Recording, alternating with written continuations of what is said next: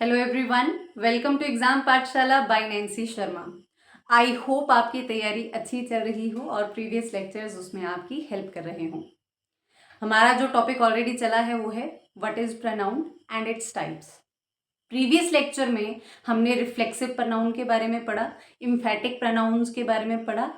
आज के लेक्चर में हम पढ़ेंगे डिस्ट्रीब्यूटिव प्रोनाउन के बारे में। तो चलिए लेक्चर शुरू करते हैं।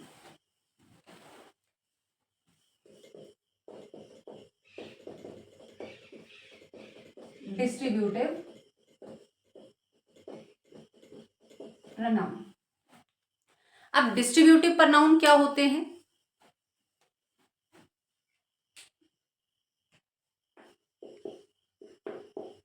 A distributive pronoun refers to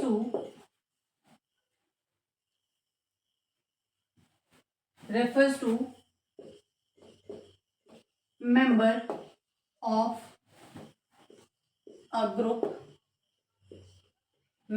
a group one at a time. This is called distributive pronoun. या दूसरे तरीके से कहें कि ये वो प्रोनाउन है जो किसी एक व्यक्ति या किसी एक वस्तु को संबोधित करते हैं। ठीक है, लिख सकते हैं आप इसको और करके।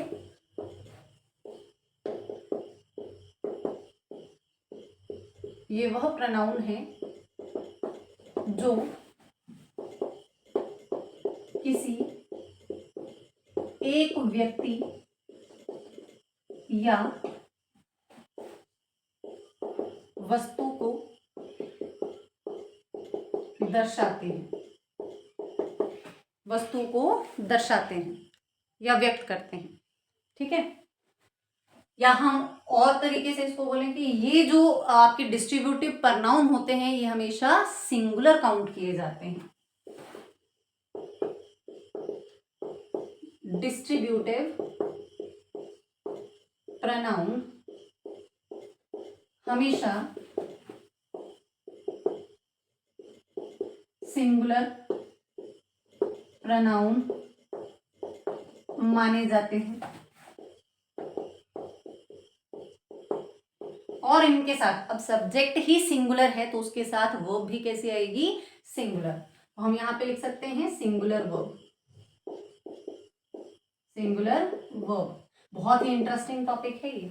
आगे जब हम कंडीशनल सेंटेंसेस पढ़ेंगे तो उसमें ये चीजें आपकी बेसिक्स क्लियर होने चाहिए कि डिस्ट्रीब्यूटिव प्रोनाउन के एग्जांपल्स क्या हैं और इनका यूज कैसे किया जाता है सेंटेंस में। आगे फिर से ये चीजें रिपीट होंगी जब हमारे एडवांस टॉपिक्स चलेंगे। ठीक है, तो बेसिक जब चल रहे हैं तो इनको जरूर ध्यान से पढ़ना है, सुनना है। क्लास को पूरा लगाया करो, झट से ऐसे नहीं करना कि अभी लगा ली फिर आगे की लगा ली फिर बीच की लगा ली फिर लास्ट की लगा ली, ऐसे फिर नहीं समझ में आएगा कुछ भी। वो तो सिर्फ आप अपने साथ धोखा करेंगे। एक टाइम पास कर रहे हो आप और कुछ नहीं, या किसी को दिखा रहे हो, खुद को तसल्ली दे रहे हो कि भाई हम पढ़ाई कर रहे हैं। पढ़ाई का मतलब है कि आप लेक्चर्स को पूरी तरीके से, अच्छे तरीके से शुरू से लेके लास्ट तक देख रहे हैं। अगर मैंने अपनी प्रीवियस क्लासेस में स्टार्टिंग में लेक्चर शुरू होने से पहले अगर मैंने हल्का सा रिवीजन दे रखा है तो वो भी ज़रूरी है, उसको आपने स्किप नहीं करना है, रिवीजन सुननी है, वो सबसे ज़्यादा इम्पोर्टेंट है। टॉपिक को पढ़ना, थियरी को समझना जितना इम्पोर्टेंट है उससे ज़्यादा इम्पोर्टेंट उसको रिवाइज करना है। तो रिवीजन जहाँ पे भी मिले ना किसी टॉपिक की, उसको छोड़ा मत करो, उसको स्किप मत किया करो। ठीक है, तो एक बार फिर से समझो इसको। डिस्ट्रीब्यूटिव प्रोनाउन क्या होते हैं? Distributive pronoun refers to member of a group one at a time. That means कि वो, जैसे मान लो कि हमारे पास कोई दो व्यक्ति हैं या तीन व्यक्ति हैं, मैंने कहा कि इन तीनों में से ये व्यक्ति, मतलब कोई एक व्यक्ति, या दो में से कोई एक व्यक्ति, या इन सभी में से कोई एक व्यक्ति। जब मैं पूरे एक ग्रुप में से किसी एक व्यक्ति का चुनाव कर रही हूँ, ठीक है, किसी चीज के लिए भी हो सकता है, वो किसी चीज को, किसी आइडिया को रिप्रेजेंट करने के लिए हो सकता है, कोई बात कहने के लिए हो सकता है ना, किसी एक व्यक्ति के बारे में बात कर रही हूं, तो दैट मीन्स हम क्या यूज करेंगे? Distributive pronoun. क्लियर? ये वे प्रोनाउन हैं जो किसी एक व्यक्ति या वस्तु को दर्शाते हैं। ये वही सेम है, मतलब हम इस चीज को समझा रहे हैं और करके, ठीक है। डिस्ट्रीब्यूटिव प्रोनाउन अगर एक वस्तु को ही दर्शा रहा है या एक ही व्यक्ति को दर्शा रहा है, दैट मीन्स कि वो क्या काउंट होगा, सिंगुलर प्रोनाउन काउंट होगा, और उसके साथ वो भी कैसे आएगी, सिंगुलर। ये तो था इंट्रोडक्टरी पार्ट कि डिस्ट्रीब्यूटिव प्रोनाउन क्या होते हैं। डिस्ट्रीब्यूटिव प्रोनाउन वो हैं एक ऐसा शब्द जो पूरे ग्रुप ऑफ मेंबर्स, ठीक है, जो जितना भी ग्रुप है उसमें से किसी एक व्यक्ति को संबोधित करे या किसी एक व्यक्ति को वो दर्शाए, उस प्रोनाउन को हम क्या बोलेंगे, डिस्ट्रीब्यूटिव प्रोनाउन, राइट। चलिए तो आगे बात करते हैं, एग्जाम्पल क्या आते हैं इसमें।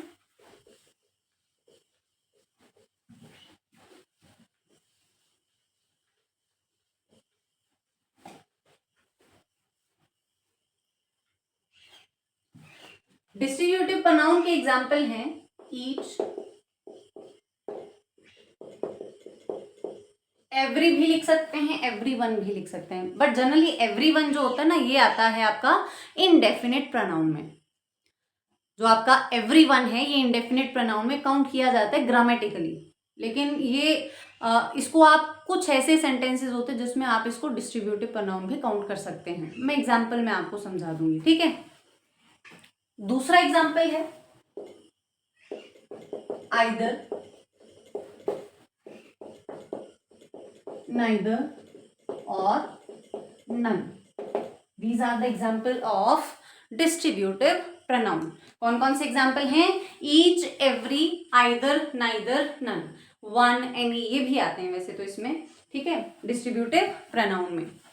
अब इनका यूज कैसे किया जाएगा सेंटेंस में वो सीखते हैं। तो सबसे पहले हम बात करते हैं एवरीवन की।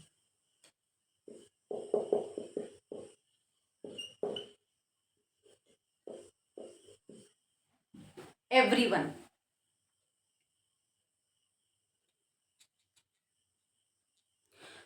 क्या हम इसको ऐसे लिख सकते हैं, sometime it refers to distributive pronoun but grammatically it is indefinite pronoun. लिख सकते हो आप, लिख लो, इन चीजों को लिख लो। समटाइम्स इट रेफर्स, रेफर्स नहीं लिखे, it feels like,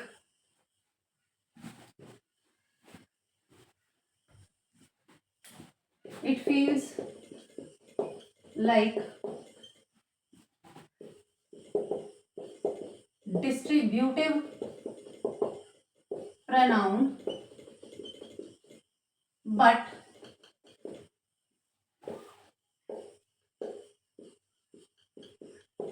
grammatically it is, it refers to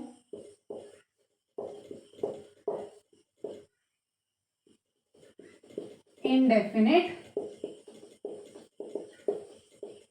pronoun, right. कभी कभी आप इसको डिस्ट्रीब्यूटिव प्रोनाउन में भी यूज कर सकते हैं सेंटेंस की रिक्वायरमेंट के हिसाब से, बट जनरली ग्रामेटिकली अगर हम देखें तो ये एक इंडेफिनिट प्रोनाउन है। मतलब एवरीवन का मतलब हुआ कि जो अगर आपके पास 10 लोग हैं सामने खड़े हुए, एवरीवन का मतलब 10 में से हर एक व्यक्ति को इंडिविजुअली बोला जा रहा है, 1 by 1, ठीक है। हर एक व्यक्ति, प्रत्येक व्यक्ति, एवरीवन मतलब ये 10 में से हर एक व्यक्ति की बात हो रही है ना, इंडिविजुअली जो है हर व्यक्ति को स्पेसिफाई किया जा रहा है, ठीक है, दैट इज कॉल्ड एवरीवन। या इसको हम क्या इस तरीके से लिख सकते हैं, एवरीवन का मतलब क्या हुआ, one of more than two, one of more than two persons or things, person or things, this is called everyone, this means everyone, right। या हम ऐसे बोलें कि अगर इसको और आसान भाषा में समझे तो ऐसे बोल सकते हैं कि एवरी या एवरीवन का प्रयोग 2 से अधिक व्यक्तियों या वस्तुओं के लिए किया जा सकता है, ठीक है, 2 से अधिक। एवरीवन का यूज कभी भी 2 व्यक्तियों के लिए नहीं होता, ठीक है, ये हमेशा याद रखना है। एवरीवन का यूज कभी भी 2 व्यक्तियों के लिए नहीं किया जाएगा। एवरीवन का यूज होता है दो से अधिक व्यक्तियों के लिए, राइट? इतना तो याद रह सकता है। ये था आपका एवरीवन। अब नेक्स्ट बात करते हैं ईच की।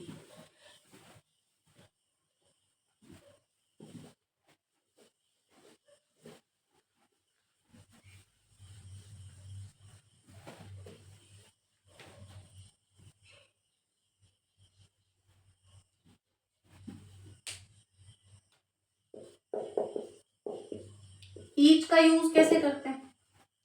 ईच का यूज होता है दो से अधिक व्यक्तियों में कोई एक के लिए, किसी एक व्यक्ति के लिए। जैसे मान लो कि 5 लड़कों में से कोई एक व्यक्ति जो है वो गिल्टी है, ऐसे बोल सकते हैं। तो 5 में से किसी एक की बात हो रही है, दो से अधिक व्यक्तियों में किसी एक के बारे में बात करना, तो हम क्या यूज करेंगे? ईच। क्या आ जाएगा? ईच। लिखें, it means everyone separately or one by one, या हम ऐसे करके लिख सकते हैं, दो से अधिक में, दो से अधिक में से कोई एक के लिए। ठीक है, दो से अधिक में से कोई एक के लिए क्या यूज करेंगे? ईच का यूज करेंगे। फॉर एग्जाम्पल,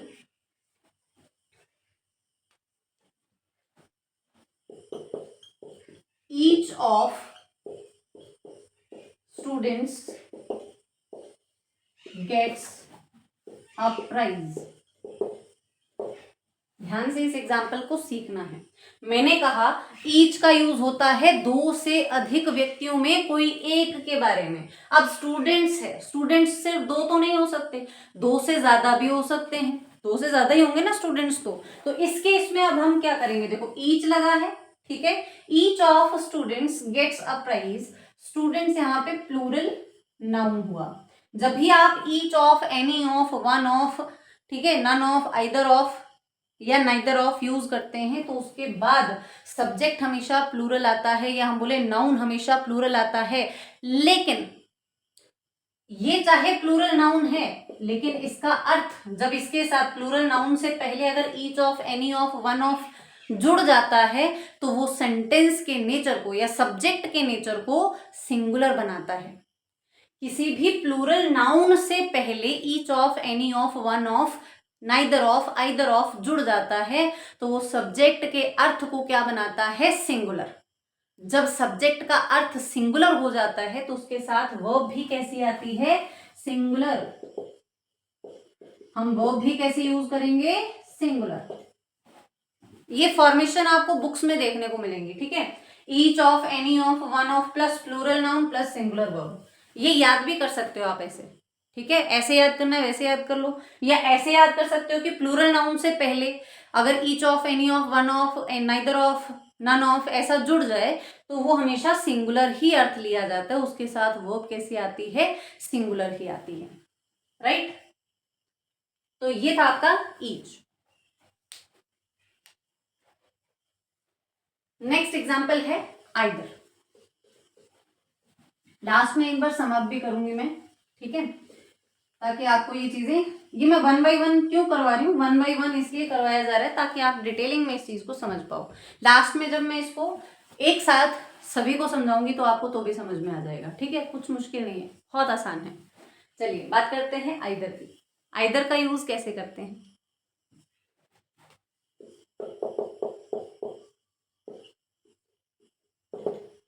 आइदर का मतलब होता है means one of two. It means one of two, दो में से कोई एक के लिए, ठीक है, दो में से कोई एक के लिए क्या यूज करेंगे? आइदर, ठीक है। जब किसी दो व्यक्तियों की बात हो रही हो, दो व्यक्ति या दो वस्तुओं में से किसी एक व्यक्ति को आपने चुनना है, या एक व्यक्ति की बात करनी है, एक वस्तु की बात करनी है, सिर्फ दो में से, तो हम क्या यूज करेंगे, आइदर। लेकिन ध्यान रहे कि ये पॉजिटिव में होना चाहिए, क्योंकि नाइदर भी यूज होता है ना, नाइदर भी दो के लिए यूज होता है, आइदर और नाइदर दोनों के लिए यूज होते हैं, दो पर्सन्स के लिए, ठीक है। अब दोनों में डिफरेंस ये है कि आइदर का यूज होता है पॉजिटिव सेंटेंस के लिए, जबकि नाइदर का यूज होता है नेगेटिव वाक्य के लिए, ठीक है, जहां पे दो में से किसी के लिए भी बात हम नहीं कर रहे हैं, दो में से कोई भी नहीं, ठीक है। तो क्या यूज करेंगे, नाइदर। पहले आइदर की ही बात कर लेते हैं, एग्जाम्पल लिखेंगे इसमें।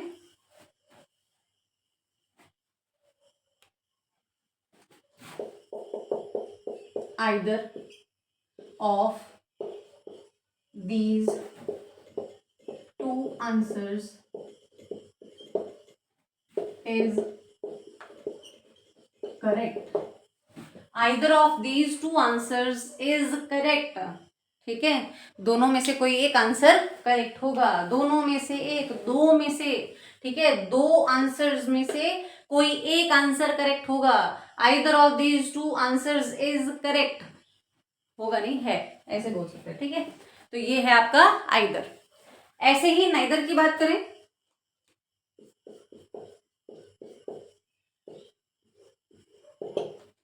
It means not one of two,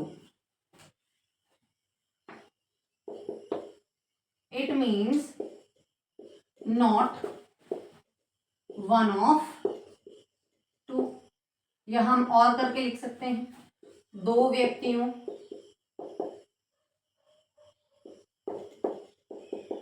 या वस्तुओं में से कोई भी नहीं के लिए,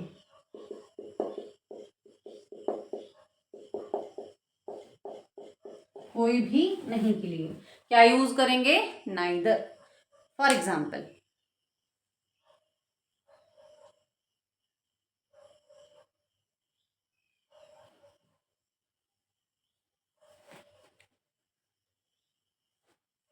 मैंने एक एग्जाम्पल लिखा, neither of his two sons, neither of his two sons looked after him. Neither of his two sons looked after him. Look after का मतलब होता है देखभाल करना, ये हमारी क्या है, फ्रेजल वर्ब, ठीक है। लुक आफ्टर का मतलब क्या होता है, देखभाल करना। अब उसने कहा कि दोनों में से कोई भी बेटा जो है उसकी देखभाल नहीं करता है, तो या करता था, तो इस केस में दो बेटे कहा गए, दोनों में से कोई भी नहीं, एक भी नहीं, दो व्यक्तियों में से कोई भी नहीं के लिए हम क्या यूज कर रहे हैं, नाइदर।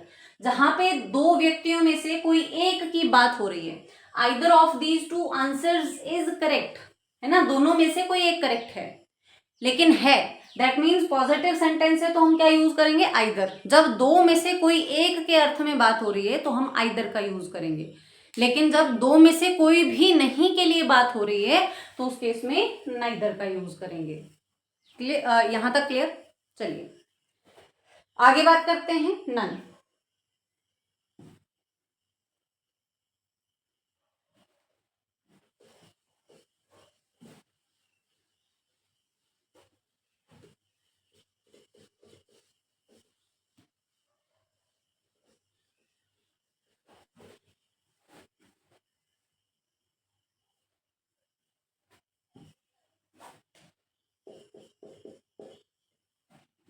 नन का यूज कैसे करते हैं सेंटेंस में, नन का यूज होता है जहां पे दो से अधिक में कोई भी नहीं के लिए बात हो रही हो, not one of them, not one of them, not one of them. That means कि दो से अधिक व्यक्ति हैं और दोनों, मतलब जैसे पांच व्यक्ति हैं, पांचों में से नहीं के लिए बात करनी है आपने, तो हम क्या यूज करेंगे, नन का यूज करेंगे। चलो मैं आपके लिए एक एग्जांपल देती हूँ। जैसे मान लो मैंने लिखा राम और दूसरा है हमारे पास श्याम। ठीक है, मैं एक मिठाई का डिब्बा लेके आई, मेरे ये दो स्टूडेंट हैं राम और श्याम। मैंने कहा कि ये मिठाई का डिब्बा मैं इन दोनों में से किसी एक को दूंगी, राम या श्याम में से किसी एक को मिलेगा, तो हम क्या यूज करेंगे? तब क्या यूज करेंगे? आइदर। क्या आ जाएगा? आइदर। जब दो व्यक्तियों में से किसी एक के अर्थ में बात हो रही हो तो क्या यूज होता है? आइदर यूज होता है। लेकिन वही मैंने कहा कि मैं ये मिठाई का डिब्बा तो लेके आई हूं, लेकिन मैं राम और श्याम दोनों में से किसी को नहीं दूंगी, तो दैट मीन्स कि मेरे पास दो व्यक्ति हैं, लेकिन दोनों में से किसी के भी, मतलब दोनों के लिए मैं ना ही बात कर रही हूँ, नेगेटिव बात कर रही हूँ, ना के लिए बात हो रही है, लेकिन व्यक्ति दो ही होने चाहिए। जब सिर्फ दो में से ना की बात हो रही हो तो हम क्या यूज करेंगे? नाइदर। जब हम दो में से किसी एक के अर्थ में बात कर रहे हैं पॉजिटिव सेंस में तो आइदर का यूज करते हैं। जब हम ना के लिए बात करें दो व्यक्तियों में से या वस्तुओं में से तो नाइदर का यूज करते हैं। ठीक है, ऐसे ही राम श्याम, चलो लड़कियों को भी जोड़ लेते हैं, सीता और गीता, है ना। राम श्याम सीता गीता, ये चार स्टूडेंट हो गए जी मेरी क्लास में। अब इन चारों स्टूडेंट्स को मैंने कहा कि भाई मिठाई का डिब्बा तो लेके आई हूं, लेकिन चारों में से किसी एक को मिलेगा, चारों में से किसी एक को मिलेगा। दैट मीन्स कि मोर देन 2 पर्सन या थिंग्स में से किसी एक की बात हो रही है। अब ऐसे ही हो रहा है ना, जब दो से अधिक व्यक्तियों में किसी एक के अर्थ में बात हो रही हो तो क्या यूज करते हैं? ईच का यूज करते हैं। क्या यूज करेंगे? ईच का यूज करेंगे। ठीक है, और लास्ट आता है आपका सिर्फ दो व्यक्तियों में से अगर बात हो रही हो तो क्या यूज करेंगे? तो हम आइदर का यूज करेंगे।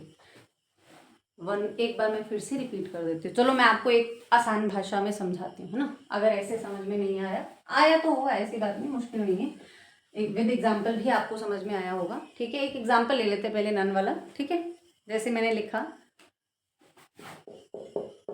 none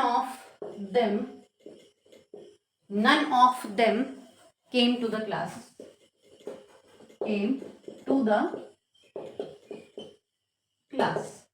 none of them came to the class। तो इस केस में नन का यूज कर रहे हैं, लेकिन यहां पे प्लूरल प्रोनाउन है, ये क्या है हमारे पास? प्लूरल। अब देम जो है ये शो नहीं करता कि ये सिर्फ दो की बात कर रहा है, हो सकता है मोर देन 2 की बात हो रही हो। जब मोर देन 2 की बात हो रही है तो हम यहाँ पे ये समझ रहे हैं कि नन का यूज हो रहा है, दैट मीन्स कि वो मोर देन 2 की ही बात कर रहा है। None of them came to the class. ठीक है, कोई भी क्लास में नहीं आया था। None of them came to the class. Clear, ये प्लूरल प्रोनाउन हुआ आपके पास। इस केस में जब दो से अधिक व्यक्तियों या वस्तुओं में ना के अर्थ में बात हो रही हो तो क्या यूज करते हैं? नन का यूज करते हैं। क्या जाता है? नन। क्लियर, चलो एक बार मैं फिर से आपको जल्दी से समझा देती हूँ इसको।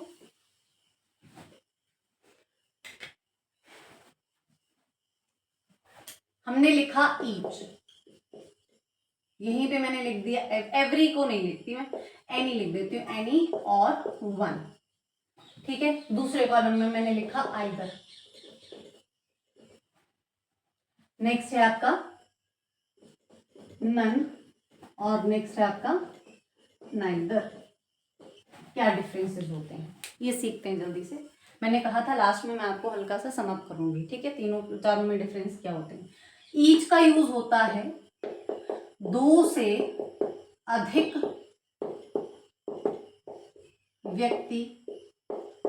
व्यक्तियों या वस्तुओं में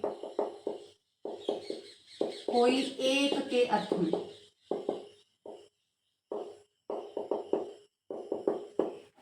दो से अधिक व्यक्तियों या वस्तुओं में कोई एक के अर्थ में क्या यूज करेंगे?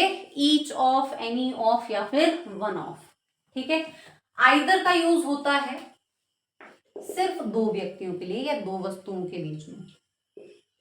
दो व्यक्तियों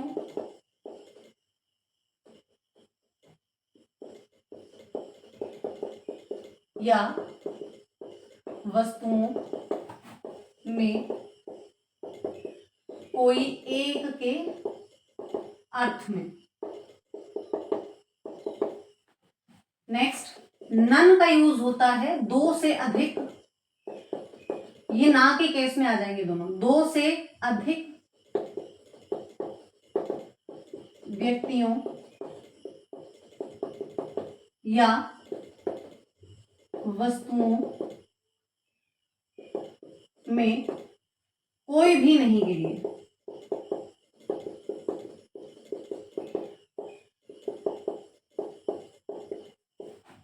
कोई भी नहीं के लिए। और नन नाइदर का यूज होता है सिर्फ दो व्यक्तियों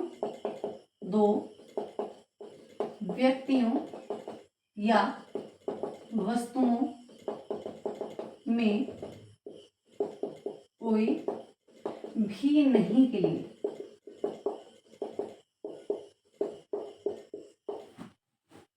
ठीक है,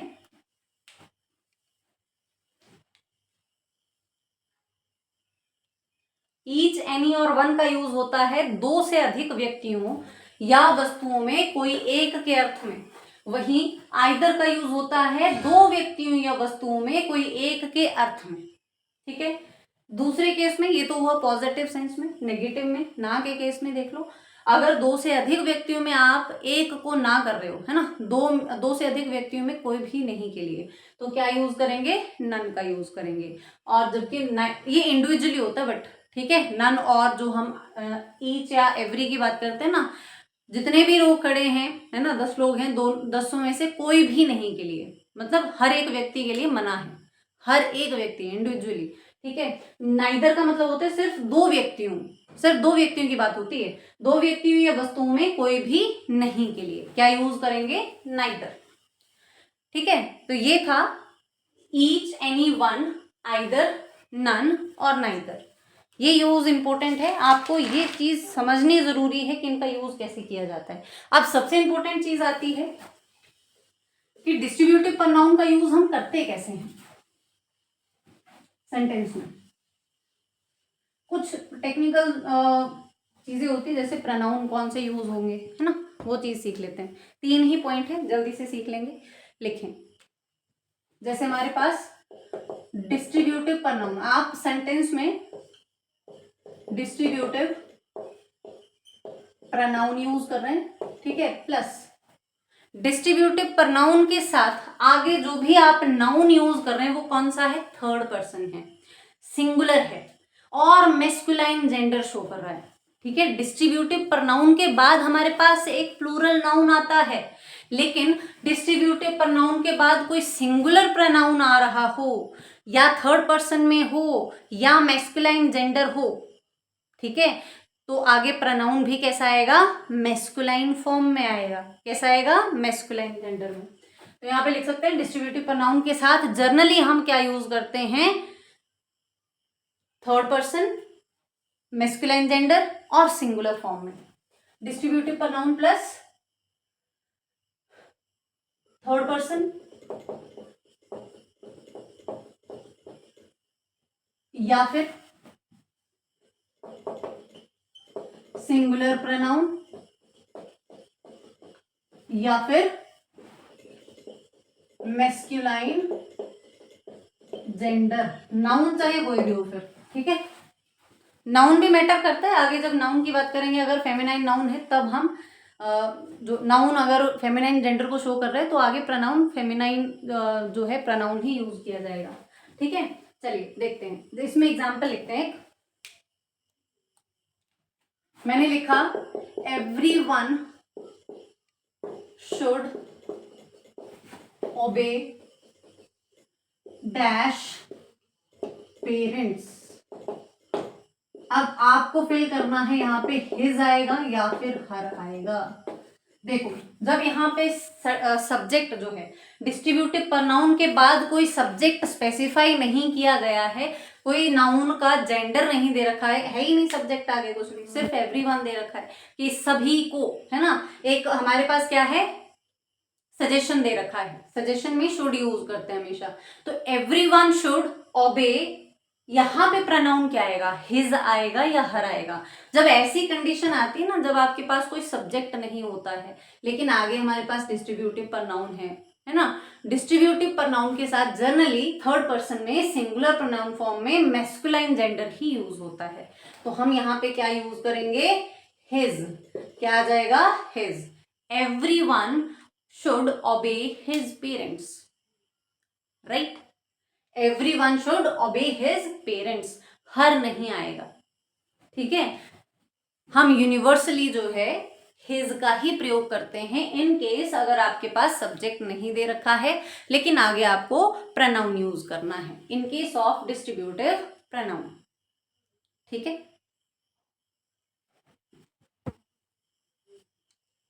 चलो एक और एग्जांपल लिख लेते हैं।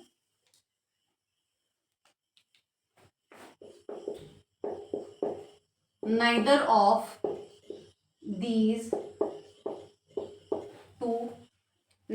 these two students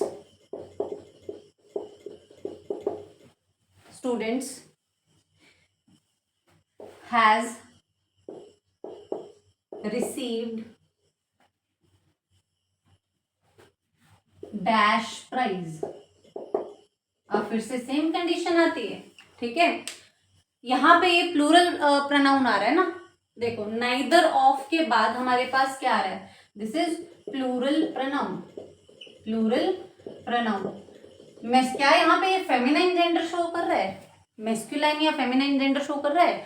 जो हमारे पास प्रोनाउन है सब्जेक्ट में कुछ भी शो नहीं, ये तो मतलब कुछ भी हो सकता है, मेस्कुलाइन भी हो सकता है, फेमिनाइन भी हो सकता है। जब ऐसी कंडीशन आती है, प्लूरल प्रोनाउन है, अस है या फिर देयर है, या सॉरी देयर नहीं, दीज है या फिर यू है, जब ये प्लूरल प्रोनाउन दे रखे होते हैं सब्जेक्ट में तो आप प्रोनाउन कौन सा यूज करते हैं, मैस्कुलाइन जेंडर का ही। तो यहाँ पे क्या आ जाएगा, हिज। क्या यूज करेंगे, हिज, ठीक है। चलिए आगे बात करते हैं अगले रूल की।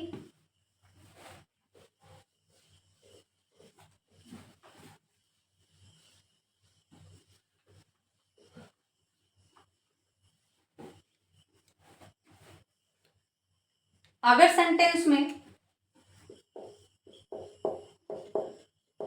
डिस्ट्रीब्यूटिव प्रोनाउन दिया हो प्लस साथ में सब्जेक्ट या हम बोले नाउन, वो कैसा हो, फेमिनाइन जेंडर नाउन हो।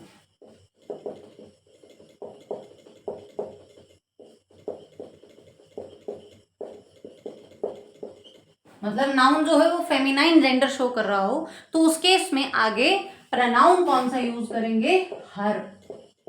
क्या आ जाएगा, हर, फेमिनाइन प्रोनाउन, ठीक है। हर प्रोनाउन का प्रयोग किया जाता है तब ये आएगा, तब क्या यूज करेंगे, हर। फॉर एग्जाम्पल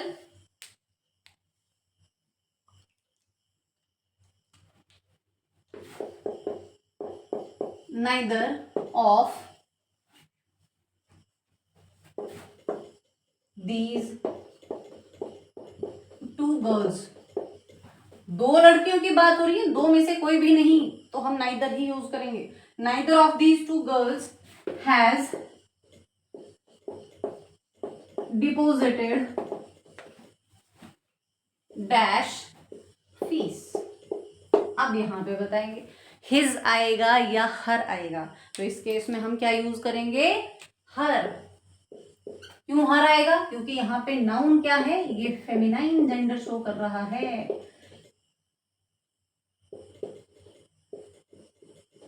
ये क्या शो कर रहा है, फेमिनाइन जेंडर। इसीलिए इसके साथ हम प्रोनाउन भी कैसे यूज करेंगे, फेमिनाइन जेंडर प्रोनाउन, ठीक है। लिखने की जरूरत नहीं, चलो आपको इतना तो पता ही है। तो ये था आपका फेमिनाइन जेंडर। अच्छा लास्ट में हम ये भी लिख लेते हैं कि अगर डिस्ट्रीब्यूटिव प्रोनाउन के बाद प्लूरल प्रोनाउन हो, लिख ही लो उसको भी, छोड़ना क्यों है ऐसे, है ना, लिख लो।